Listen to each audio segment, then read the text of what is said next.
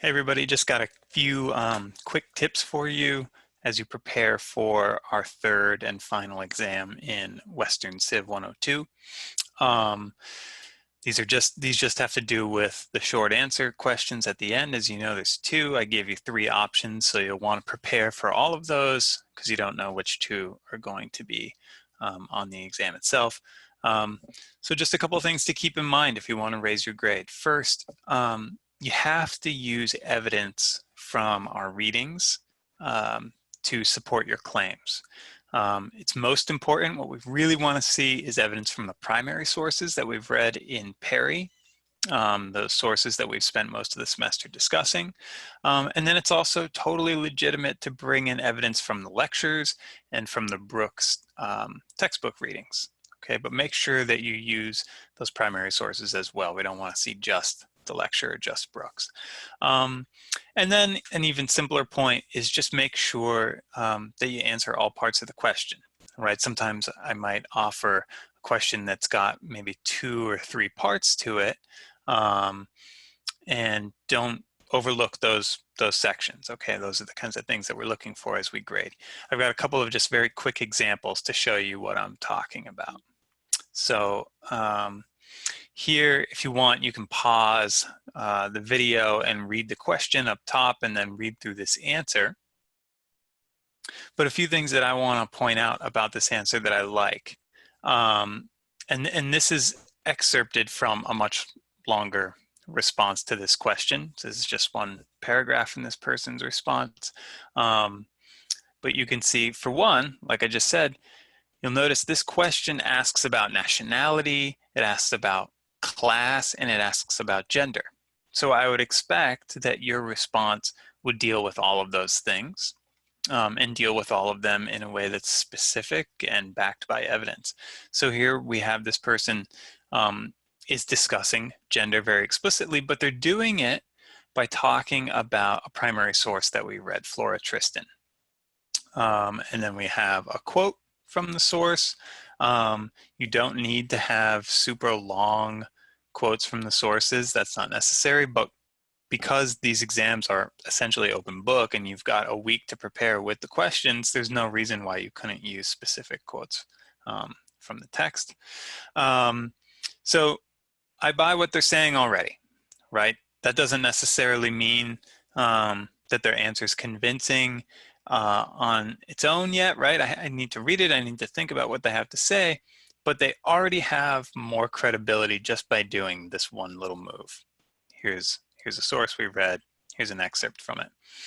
And then at the end here, we have a nice little bit of analysis, right? We see that the Industrial Revolution produced new social classes, right? There's a working class, middle class, the middle class bourgeoisie. But no matter what class you were in, there were new gender norms associated with your class as well. And we can see in the Flora Tristan document that in the working class, there's specific gender norms for women. Okay, so this is using evidence and then taking that one extra step and explaining here's why this evidence is relevant and significant and has to do with answering this question. Okay, here's another example. Again, take a pause. You can read the question and the answer here. So this is a similar thing. This question, I think, tripped people up a little bit because it's about the Victorian era and the First World War, the cultures of those two moments, but it's also about the Enlightenment, right? You can't really answer this question unless you also have some sense of what Enlightenment ideals are. So this person does a few things really well.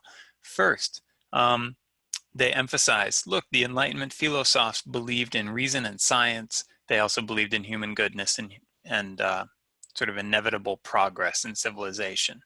Okay, so I need to know those things if I'm going to understand to what extent people in the Victorian age agreed with them or not. And then, just like that last response, this person uses Sigmund Freud to defend their answer. Okay, so we read Freud, we read Nietzsche. This person's response also dealt a lot with Nietzsche. This is just, again, one paragraph. But we have a specific excerpt from Civilization and Its Discontents explaining how Freud thought about human nature. And they've already done the work by the time they give us the quote of explaining why this is different than the way Enlightenment philosophers thought about human nature. There you go. Perfect. Using evidence to answer the question. And then one more example. This is an interesting example because this person has a lot of really good ideas and they have a clear basic sense of how this question should be answered, but they don't use evidence, right? So if you take a second and you read through this, you'll see, oh yeah, this person has a pretty good grasp of the material. They clearly have watched the lectures. They've clearly participated in discussion. They've prepared for the exam, but there's no evidence. And so you're going to get marked down because you're not supporting your answer. Okay, so very simple points. If you do these things, you will succeed on the exam. And the more of it you do, the more you will succeed, right? We've read a ton of material this semester. I've talked about an endless stream of things in the lecture.